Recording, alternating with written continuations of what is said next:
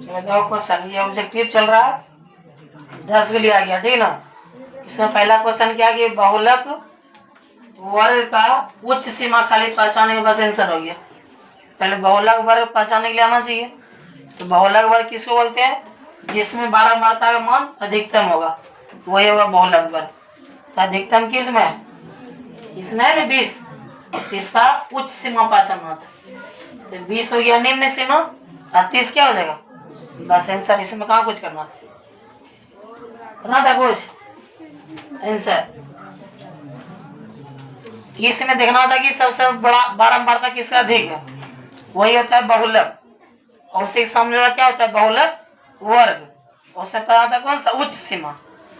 तो निम्न सीमा हुआ 20, उच्च सीमा क्या हो जाएगा 30। खत्म है समझ में? ठीक। 2 नंबर क्वेश्चन क्या है कि प्रथम 8 अभाज्य संख्याओं का माध्यिका निकालना है।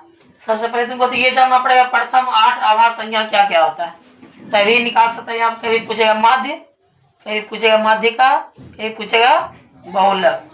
तो पहले प्रथम 8 अभाज्य संख्या लिखना पड़ेगा।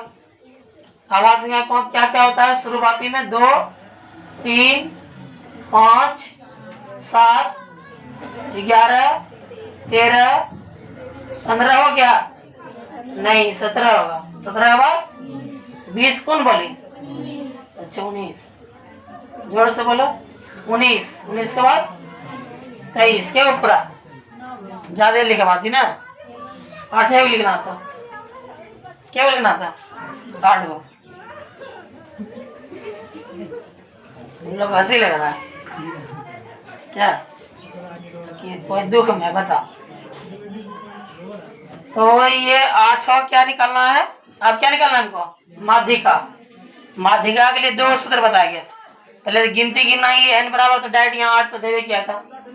n बराबर अगर 8 हो गया तो ये कौन संख्या हो गया? सम की विषम सम संख्या। तो सम के लिए अलग से फॉर्मूला लिखाया गया था माध्यिका बराबर 1/2। क्या लिखा गया था? 1/2, फिर n में पद, कौन सा पद? n में पद और प्लस में n, हाँ n ही था ना। अच्छा n/2 सही, n/2 और यहाँ था n/2 प्लस 1 में पद। सही बोलिए, ये फॉर्मूला था सम संख्या के लिए। 1/2 बाहर में होगा, यहाँ क्या हुआ? n/2 हुए पद, अब प्लस n/2 के साथ में प्लस 1 में पद होगा। n का मान यही 8 आया था। कितना आया था? अभी तो बिना सूत्र बैठाए बना सकते हैं। n का मान कितना आया था? 8 में 2 से भाग कितना हो गया? 4। अगर यहाँ 4 है तो यहाँ से जरूर एक बड़ा रहेगा, कहीं कितना यहाँ पे? प्लस 1। तो 4 कितना हो गया? 5। अब 5 में कितना से भाग लेगा? 2 से। रुक जाओ, भागने लगेगा। यहाँ पर जाएगा चौथा पद, कौन सा पद? चौथा पद, और यहाँ पर जाएगा 5वां पद। इससे पहले मान रखेंगे तब भाग लेंगे। चौथा और 5वां पद कहाँ से गिनना था? वहीं से। पहला, दूसरा, तीसरा, चौथा। ये चौथा और ये 5वां, वो मान रखेंगे तब जुटेगा, तब भाग लेगा। तो चौथा पद कितना है? 7, और 5वां पद कितना है? 11। जोड़ेंगे कितना हो गया?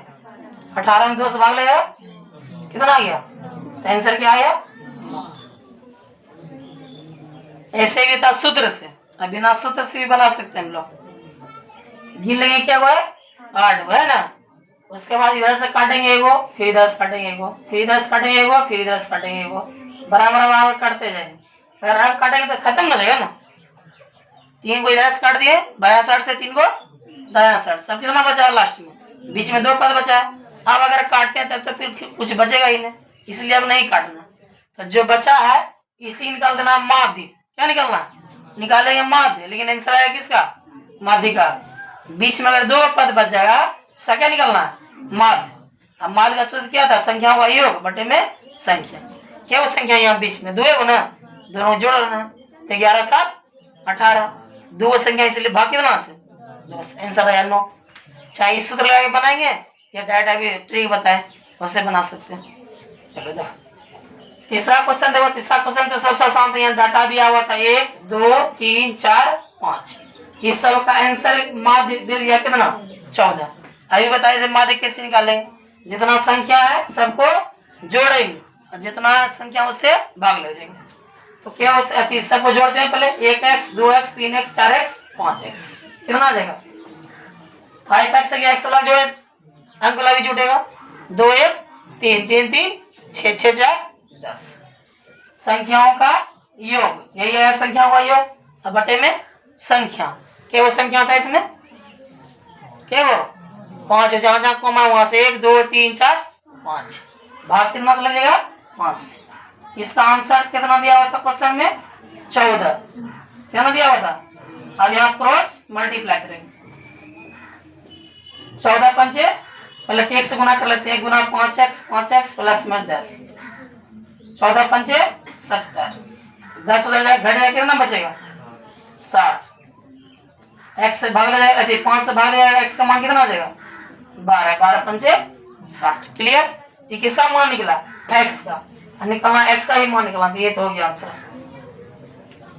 आ रहा समझ में ठीक। इसमें तो 4 नंबर सबसे बन गया होगा सिर्फ क्या पहचाना था इसमें बहुलक क्या पहचाना है अरे देखो यहाँ बार में करना मिटा ही नहीं बहुलक इसमें तो 23 कितना बार आया 1 2 3 बार 20 कितना बार आया एक ही बार आया 22 1 1 2 बार 37 भी एक बार 24 भी एक बार 19 भी एक बार। तो सबसे ज्यादा जो आया होगा जिसका मान ज्यादा होगा वही आंसर होगा बहुलक में। सबसे ज्यादा कौन आया 23 इसलिए आंसर कितना हो जाएगा 23। कुछ करना नहीं रहता सब सवाल खाली पहचानना हाँ बोल रहा है बहुलक निकालने के लिए देखा कौन कितना बार रिपीट हुआ है सबसे ज्यादा जो रिपीट हुआ होगा वही आंसर। ये भी सामने देखो 5 नंबर 2 सिक्कों की उछाल में एक भी शीर्ष नहीं आने का शीर्ष उसमें नहीं आना चाहिए तो क्या होना चाहिए टेल उल्टा निकाल लेंगे। तो 2 सिक्का बोला 2 सिक्का के लिए उछाल में क्या क्या आता है दोनों बार हेड आ सकता है दोनों बार टेल आ सकता है एक बार हेड एक बार टेल फिर एक बार टेल एक बार हेड यही घटना घट सकता है 4 को। तो नीचे में तो पक्का आंसर कितना होना चाहिए इसका बटे में 4।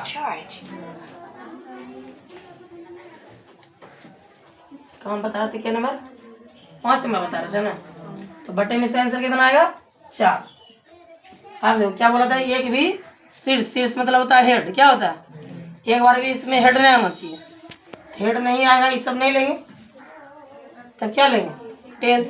तो टेल कितना बार आ चुका है एक बार तो ऊपर में कितना आ जाएगा एक आंसर गया 1/4 कुछ बनाना पड़ा नहीं। अगला 6 नंबर में अच्छी प्रकार से फेंटी गई ताश गड्डी कितना टोटल संख्या होता है 52 बटे में से कितना आएगा पहले 52 तो होगा ना। अब जो है इसमें बोला कि काले रंग का रोनी मतलब क्यू जो क्यू वाला पत्ता था वो काले रंग का होना चाहिए। काले रंग का क्यू क्या होगा उसमें क्या होगा इधर से कोई बोल रहे थे 3 या 4 कुछ बस से क्या 2 बोल रहा है बोलो सब बोलो बिल्कुल 2 होगा एक चिड़िया का होगा एक कालापन होगा ना 2 तो ऊपर में कितना लगेगा इसे 2 बटे काटेंगे इसमें कितना जाएगा बटे 26 क्लियर। एक पासा एक बार फेंका था पासा मतलब वही लूडो वोडो वाला जो छक्का होता है उसमें पासा फेंका तो क्या कहेगा 1 2 3 4 5 6 तक आएगा।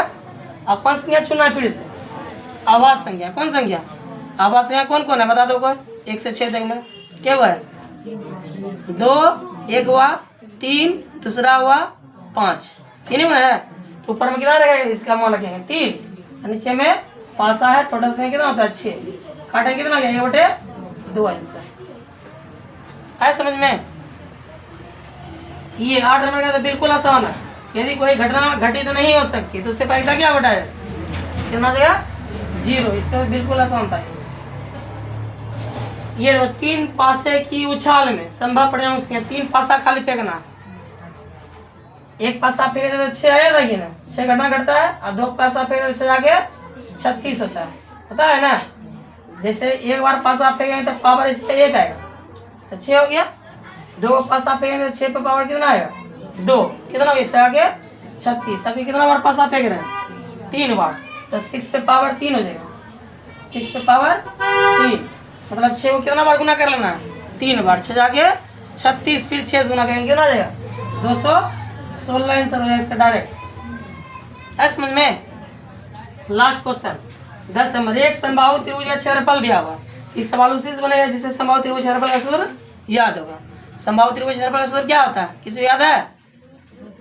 हाँ सही बोल रहा है, √3/4 इंटू ए स्क्वायर होता है। अब बराबर में इसी का मान दिया हुआ कितना 81 और रूट में 3, तो √3 से √3 हो गया खत्म। ये 4 वहां जाकर गुना हो जाएगा, तो गुना नहीं करेंगे सिर्फ लिख देंगे ए स्क्वायर बराबर 81 और गुना में कितना 4। अब इस स्क्वायर भेजेंगे उस पर क्या आ जाएगा रूट, 81 का वर्गमूल कितना हो जाएगा 9 और 4 का वर्गमूल 2, तो 9 दूनी 18 भुजा ही पूछा था, आंसर कितना आ गया 18। चलो उतारो, जिसको अब चाहिए दूसरा बार बताएं, दूसरा बार ही बता दो।